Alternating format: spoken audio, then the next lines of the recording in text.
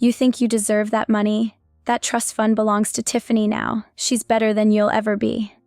The words from my stepmother's phone call pierced through me like daggers. I gripped my hotel room desk, trying to steady my racing heart. Janet's voice dripped with satisfaction as she delivered the news that she'd emptied the trust fund my mom had left me.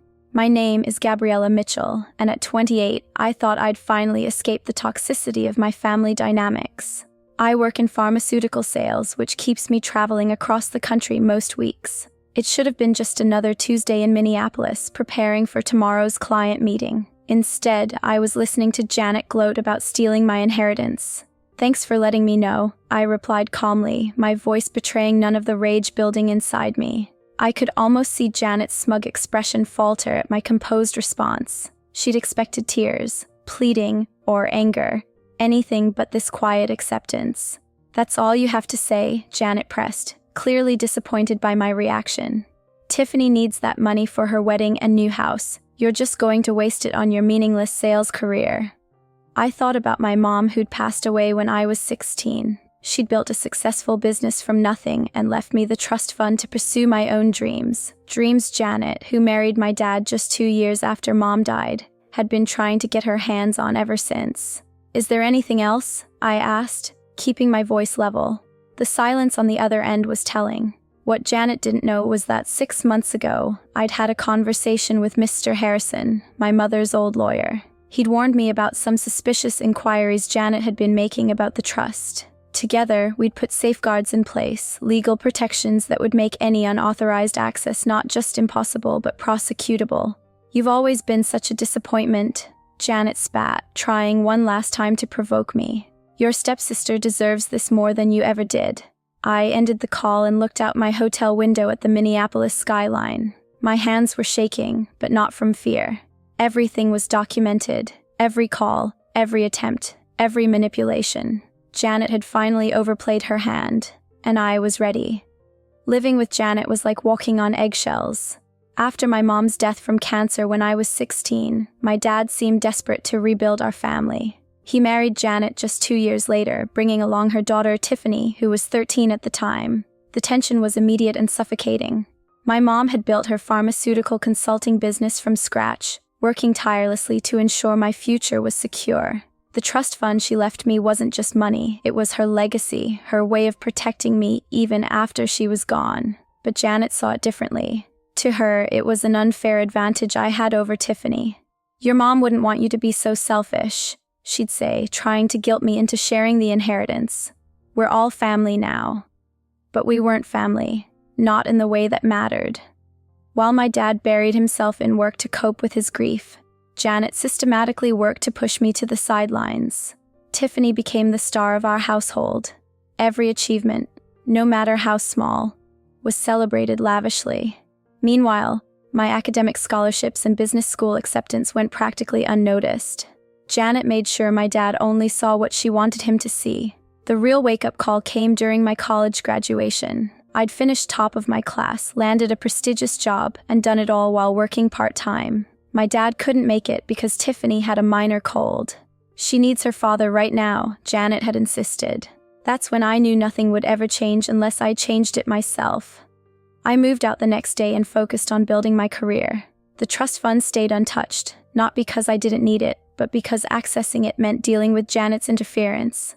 Every time I visited home, she'd make snide comments about my privileged position, how Tiffany struggled without the same advantages. 6 months ago, when Mr. Harrison called to warn me about Janet's inquiries, everything clicked into place. She'd been playing a long game, waiting for the right moment to strike. But I wasn't that vulnerable 16-year-old anymore. I was my mother's daughter, and I'd learned from the best about protecting what was mine.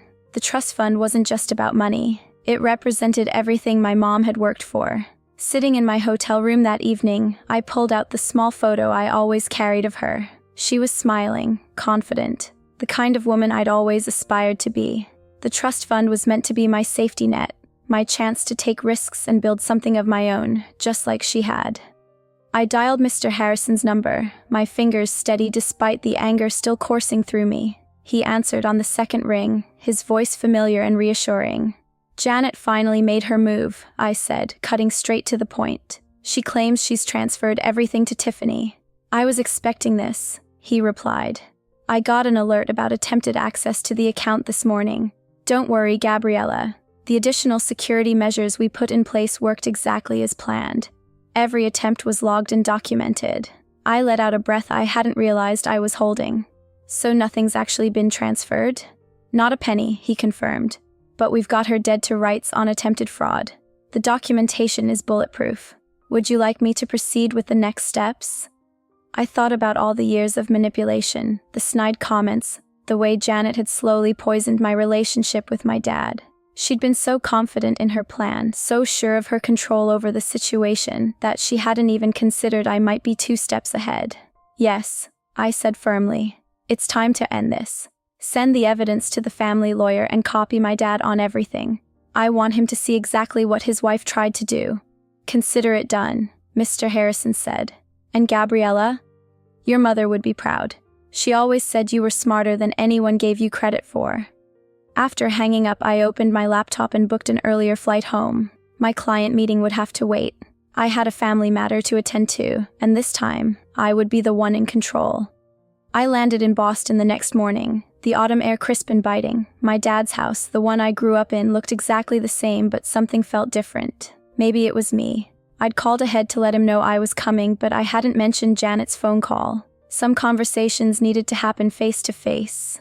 I found them all in the living room. Dad, Janet, and Tiffany. Janet's smug smile faltered when she saw me walk in, replaced by confusion at my calm demeanor. Gabriella, my dad started, looking concerned. I didn't expect you until later. Is everything okay? Actually, Dad, we need to talk. I pulled out my phone and the file Mr. Harrison had sent over yesterday. Janet called to tell me she'd emptied my trust fund and given everything to Tiffany. I thought you should see exactly what happened. Janet's face went pale. I was just trying to help Tiffany. Don't. I cut her off, my voice steel. Every attempt you made to access the account was documented. Every call, every forged signature, every manipulation. It's all here. I handed my dad the file. His hands shook as he read through the papers, his expression darkening with each page. Janet, he said, his voice barely a whisper. What did you do? She's lying. Tiffany jumped in, her face red. She's always been jealous of me. I pulled out another document, the complete trust fund statement. The money's still there, safe and untouched. Janet's attempts to transfer it failed because I was warned about her plans months ago. I took precautions. Precautions? Janet spat. You set me up. No, I replied calmly.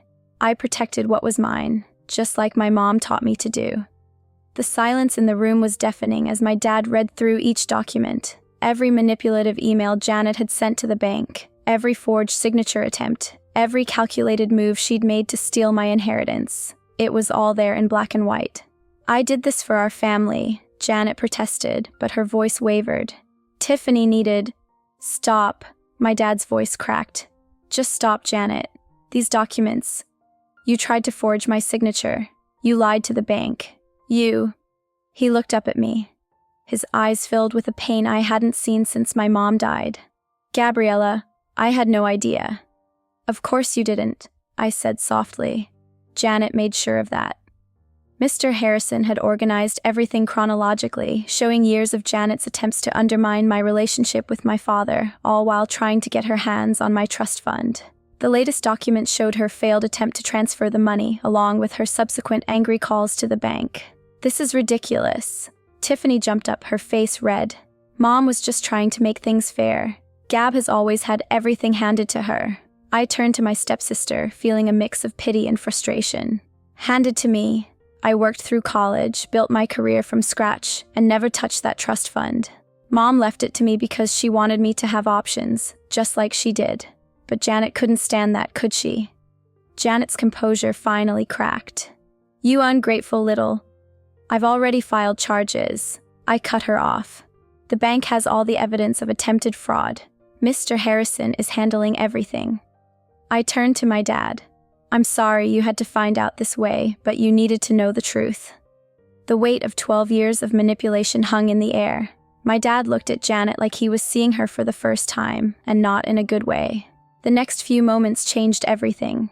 My dad stood up, his hands trembling as he held the documents. "Janet, I want you out of this house. Tonight." "What?"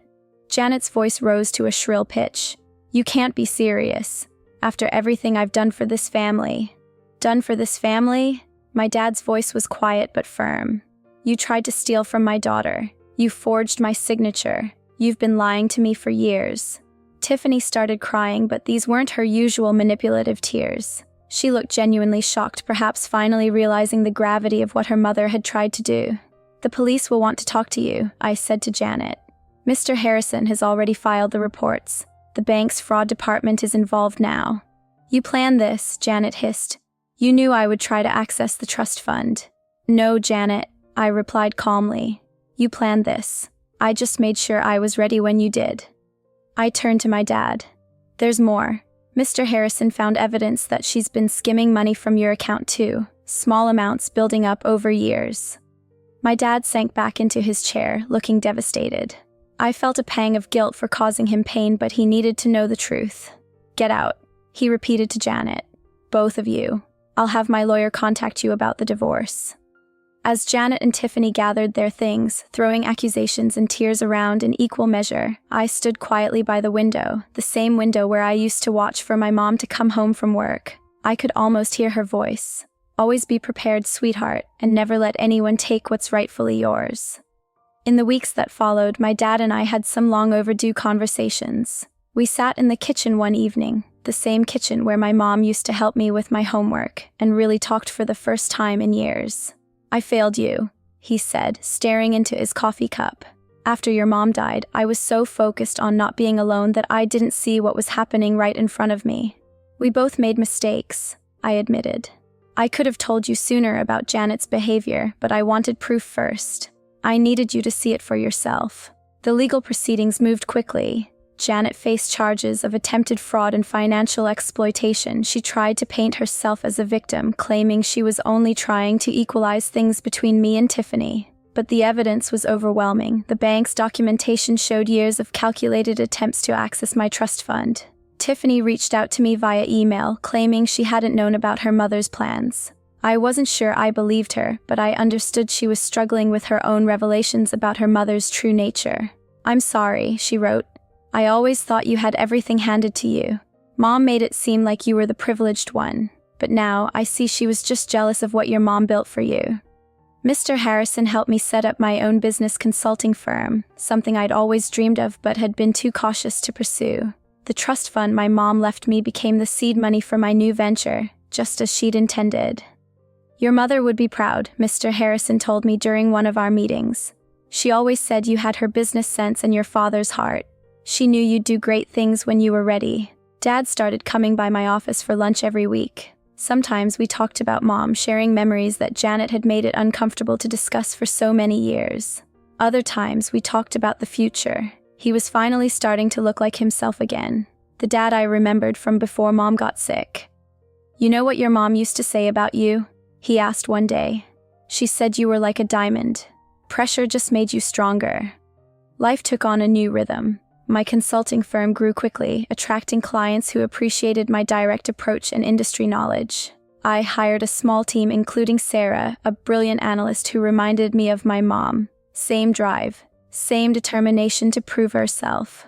Janet's trial ended with a plea deal. She avoided jail time but had to pay significant restitution and was banned from working in any financial capacity. The last I heard, she'd moved to Arizona to live with her sister.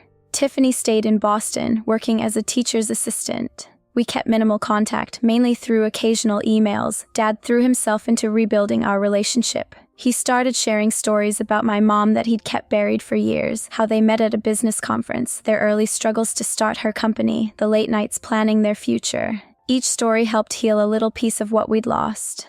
One evening, as we sorted through old photos in the attic, we found Mom's business journal. Inside was a letter addressed to me, dated just weeks before she passed. "My dearest Gabriella, I'm leaving you more than money. I'm leaving you the freedom to choose your path. Don't let anyone dim your light or tell you what you deserve. You're stronger than you know, smarter than they give you credit for, and capable of anything you set your mind to. Trust yourself. I do.